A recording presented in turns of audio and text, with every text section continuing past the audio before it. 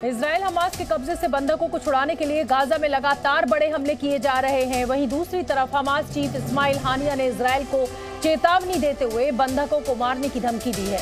हानिया का कहना है कि अगर इजराइल ने गाजा में हमले को बंद नहीं किया तो बंधकों की मौत तय है। हानिया ने इजराइल पर आरोप लगाते हुए कहा कि इजराइल गाजा में नरसंहार कर रहा है और इसे रोकने के लिए मुस्लिम देशों को एक साथ आना होगा। بضرورة التراجع عن هذه السياسات الاستعمارية البائدة، كما ونطالبهم بالتوقف عن تقديم الدعم العسكري لهذه الحكومة الفاشية، ونطالبهم أيضا التوقف عن تعطيل الإرادة الدولية।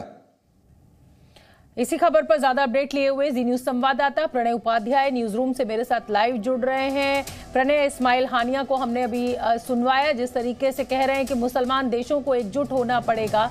हमास ने ये सोचा नहीं था जिस समय इजराइल के ऊपर इस तरीके का कायराना हमला किया था कि इजराइल जैसा ताकतवर देश इस पर रिएक्ट कर सकता है, और इजराइल अब मानने को तैयार नहीं है। और जिस तरीके से गाजा में हालात खराब है उसको देखते हुए अब आगे आप क्या देख रहे हैं, क्या हो सकता है?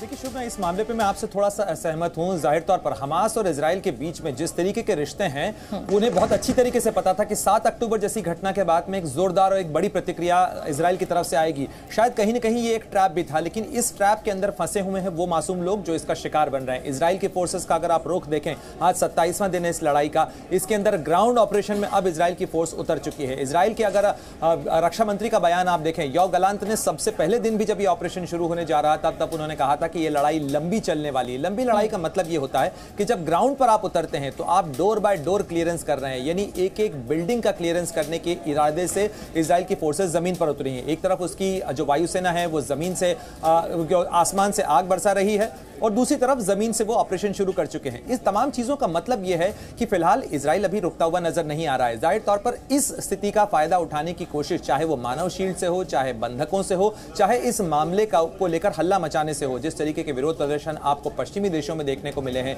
जिस तरीके के विरोध प्रदर्शन आपको अरब देशों में देखने को मिले हैं, कहीं ना कहीं जो फिलिस्तीन का मुद्दा इतने समय से हाशिए पर चल रहा था वो मुख्य टेबल पर आ गया है। संयुक्त राष्ट्र सुरक्षा परिषद से लेकर संयुक्त राष्ट्र महासंघ की बैठकें हो चुकी हैं, इस मामले के ऊपर प्रस्ताव पारित हो चुके हैं। सवाल यह है कि इस मामले के समाधान का क्या रास्ता निकल सकता है, क्योंकि लड़ाई अभी फिलहाल सीज फायर नहीं होने जा रहा है। और ऐसे में जो इस्माइल हानिया कह रहे हैं कि वो बंधकों को मार देंगे, अगर मार देना होता तो वो पहले दिन मार चुके होते। किसी न किसी तरीके से दोनों तरफ से दबाव बनाकर अपनी शर्तों को मनवाने की कोशिश हो रही है यहाँ पर। जी बिल्कुल प्रणय, आप एकदम ठीक कह रहे हैं, लेकिन जाहिर सी बात है कि इजराइल जैसा देश जिसके नागरिक बंधक बनाए हुए हैं हमास ने, ये सर्वविदित था। और पहले ही दिन बेंजामिन नेतन्याहू ने कह दिया था कि हम भूगोल का नक्शा बदल देंगे, और अब हमास इसको वर्ल्ड वॉर में बदलने की तैयारी कर रहा है, इसलिए कि भाई सारे मुस्लिम देश हमारे साथ आ जाए। आप आतंकी हमला कीजिए, आप किसी देश के नागरिक को बंधक बनाइए और फिर मुसलमान देशों के ऊपर दबाव बनाइए कि आप आइए इस आतंकवाद का हिस्सा बनिए।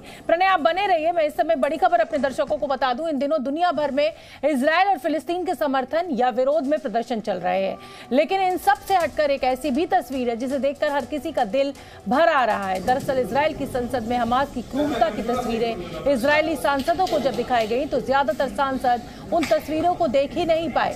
अपनों के साथ हुई बर्बरता की तस्वीरों को देखकर इजराइल के सांसद रोते हुए सदन से बाहर निकलते दिखे।